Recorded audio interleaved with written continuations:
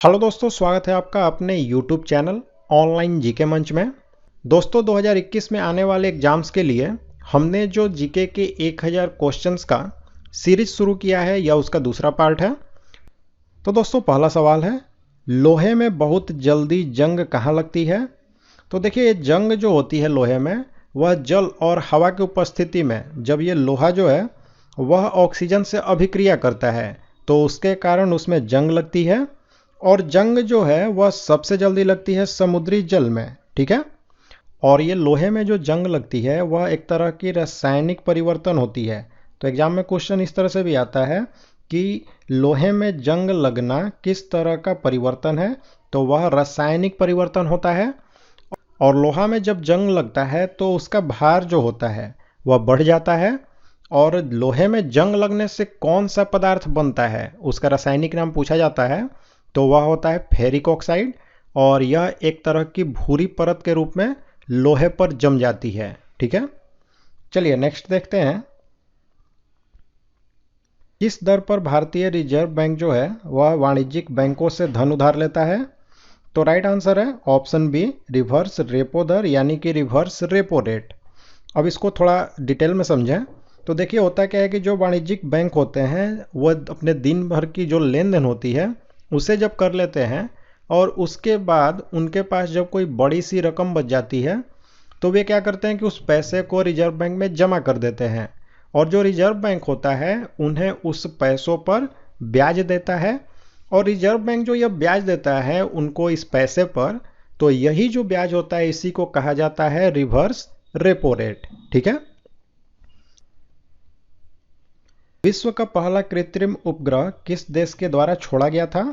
तो ये जो सोवियत यूनियन है इसी के द्वारा छोड़ा गया था। और ये जो सोवियत यूनियन है अब बन गया है रूस, ठीक है। और जो पहला कृत्रिम उपग्रह छोड़ा था सोवियत यूनियन ने उसका नाम था स्पुतनिक 1।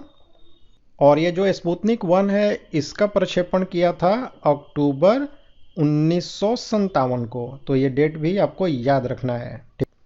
चलिए अब नेक्स्ट है, कृत्रिम वर्षा के लिए प्रयोग में आने वाला रासायनिक द्रव कौन सा है? तो देखिए, जो कृत्रिम वर्षा होती है उसके लिए ये जो सोडियम क्लोराइड है यानी कि NaCl, इसका भी उपयोग होता है। सूखी बर्फ यानी कि ठोस जो CO2 कार्बन डाइऑक्साइड होती है इसका भी उपयोग होता है। और ये जो सिल्वर आयोडाइड है यानी कि AgL, इसका भी उपयोग होता है, यानी इन तीनों का उपयोग होता है।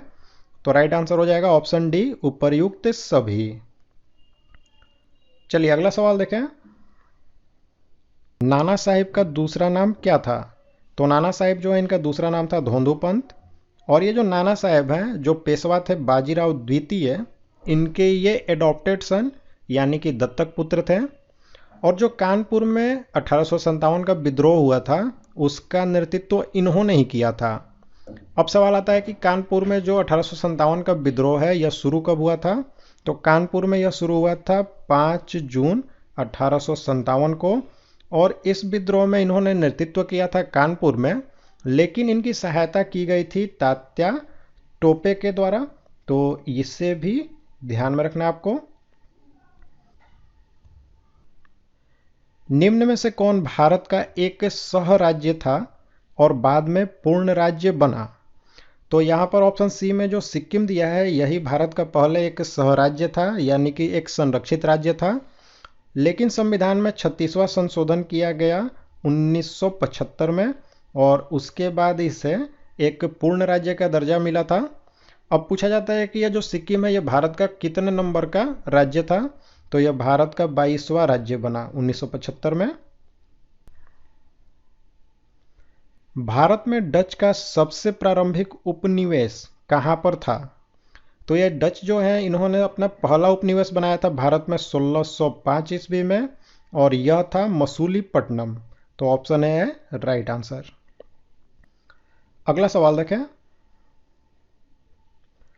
अधिकतम जैविक क्षति किससे होती है? तो ये जो गामा किरण होती है इससे सबसे ज़्यादा क्षति होती है। कारण यह है कि यह जो गामा किरण होती है इसकी आवृत्ति सबसे ज़्यादा होती है, और आवृत्ति ज़्यादा होगी तो इससे विकिरण भी ज़्यादा होगा। तो इसी के कारण इससे जैविक क्षति जो है वह सबसे ज़्यादा होती है। निम्नलिखित में से किस अनुच्छेद में इंडिया को भारत भी कहा गया है? तो हमारा जो संविधान है उसके भाग 1 में, ठीक है, भाग 1 में जो अनुच्छेद 1(1) है, इसी में कहा गया है कि भारत अर्थात इंडिया जो है यह राज्यों का संघ होगा। तो यहां पर राइट आंसर हो जाएगा ऑप्शन है अनुच्छेद 1 में। निम्न में से सबसे मीठी शर्करा कौन सी है? तो यह जो फ्रक्टोज है इनमें से यही सबसे मीठी शर्करा है, और यह जो फ्रक्टोज है इससे हम फल शर्करा भी कहते हैं। तो इसे भी आपको याद रखना है। अगर सवाल इस तरह से आपसे पूछा जाए कि इनमें से किसको फल शर्करा कहा जाता है, तो यह फ्रक्टोज को कहा जाता है, और यह प्रकृति में जो जितनी भी शर्कराएं पाई जाती हैं उनमें यह सबसे मीठी होती है। ठीक है, चलिए नेक्स्ट है, जैन साहित्य को क्या कहते हैं? तो अंग जो है यही कहते हैं। ठीक है, ये जो त्रिपिटक है यह आपका संबंधित है बौद्ध साहित्य से। तो ये दोनों इंपॉर्टेंट है, और इन दोनों को आपको एकदम ध्यान में रखना है कि त्रिपिटक जो है वह संबंधित है बौद्ध साहित्य से, और जो अंग है यह जैन साहित्य से संबंध है। चलिए, निम्नलिखित में से कौन सी नदी हिमालय के पार से निकलती है? तो यहाँ पर ऑप्शन ए में ये जो सिंधु नदी दिया है यही हिमालय के पार से निकलती है। यह जो सिंधु नदी है यह तिब्बत में जो मानसरोवर झील है उसी के पास से निकलती है। ठीक है, स्टेथोस्कोप किस सिद्धांत पर कार्य करता है? तो ये जो स्टेथोस्कोप है यह ध्वनि का जो परावर्तन होता है उसी के सिद्धांत पर काम करता है। तो ऑप्शन बी है राइट आंसर। और यह जो स्टेथोस्कोप होता है इसका इस्तेमाल जो डॉक्टर हैं वे करते हैं मरीज के जो हृदय की धड़कन है उसको सुनने के लिए। किस देश में वित्त विधेयक विधानमंडल के ऊपरी सदन में पेश किया जाता है? तो जर्मनी जो है यहीं पर जो वित्त विधेयक होता है वह ऊपरी सदन में पेश होता है।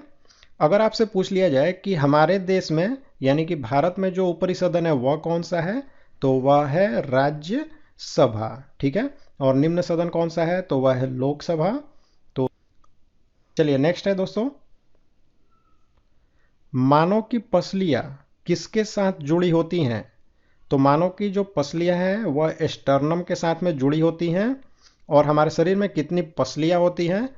तो 12 जोड़ी पसलियां होती हैं, और संख्या अगर पूछा जाए तो 12 जोड़ी यानी कि 24 पसलियां होती हैं। ठीक है,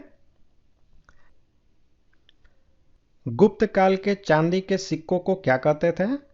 तो गुप्त काल के जो चांदी के सिक्के होते थे उसे रुपये कहते थे, और सोने के सिक्कों को क्या कहते थे?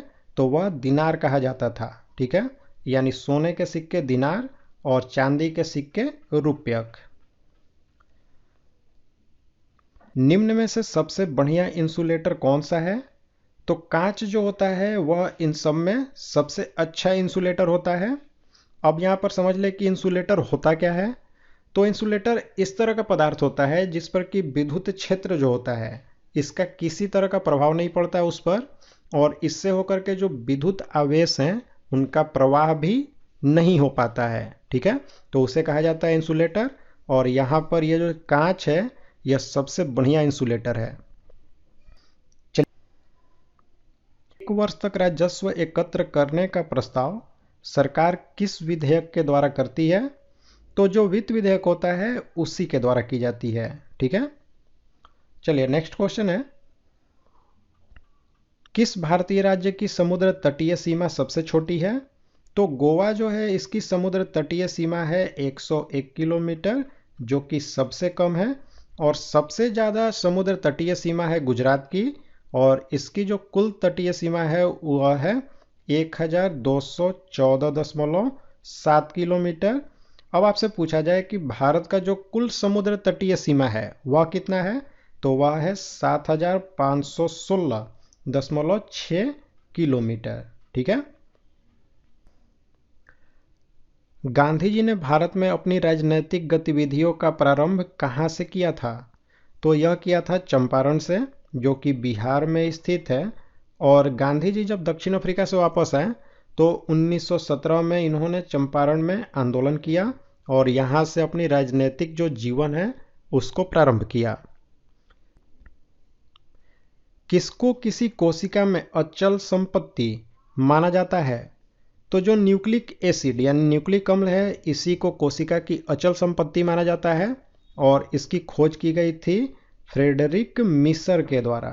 ठीक है, तो इनका भी नाम याद रखना है, काफ़ी इंपॉर्टेंट क्वेश्चन है कि जो न्यूक्लिक एसिड है इसकी खोज किसने की? तो वह की गई थी फ्रेडरिक मिसर ने। ठीक है, अंडमान द्वीप समूह और निकोबार द्वीप समूह जो हैं वह एक दूसरे से अलग होते हैं, किसके द्वारा? तो 10 डिग्री चैनल जो है इसी से ये दोनों अलग अलग होते हैं। अपेक्षिक आर्द्रता को किस रूप में व्यक्त किया जाता है? तो अपेक्षिक आर्द्रता जो होती है इसे परसेंटेज के रूप में यानी प्रतिशत के रूप में व्यक्त करते हैं। अरुंधति राय किस पुस्तक की लेखिका हैं? तो गॉड ऑफ स्मॉल थिंग्स जो पुस्तक है यह अरुंधति राय के द्वारा लिखी गई थी 1997 में, और 1997 में ही अरुंधति राय जो हैं इनको इसी पुस्तक के लिए गॉड ऑफ स्मॉल थिंग्स, इसके लिए इन्हें बुकर प्राइज भी मिला था। ठीक है, चलिए नेक्स्ट है, जीवाणु कोशिका में सूत्र कणिका की संख्या कितनी होती है? तो 0 होती है, यानी कि जीवाणु कोशिका में सूत्र कणिका जो है वह नहीं पाई जाती है। तो दोस्तों यहाँ पर हमने जीके के कुछ इंपॉर्टेंट क्वेश्चंस देखे। अब आप लाइक और कमेंट करके हमें बताएं कि आपको ये वीडियो कैसा लगा, और साथ ही में अगर आप हमारे चैनल पर नए हैं तो हमारे चैनल को सब्सक्राइब करें और बेल बटन का आइकन प्रेस करके ऑल नोटिफिकेशन को ऑन करें। इससे कोई भी नई वीडियो आपसे मिस नहीं होगी और इनकी नोटिफिकेशन आपको मिलती रहेगी।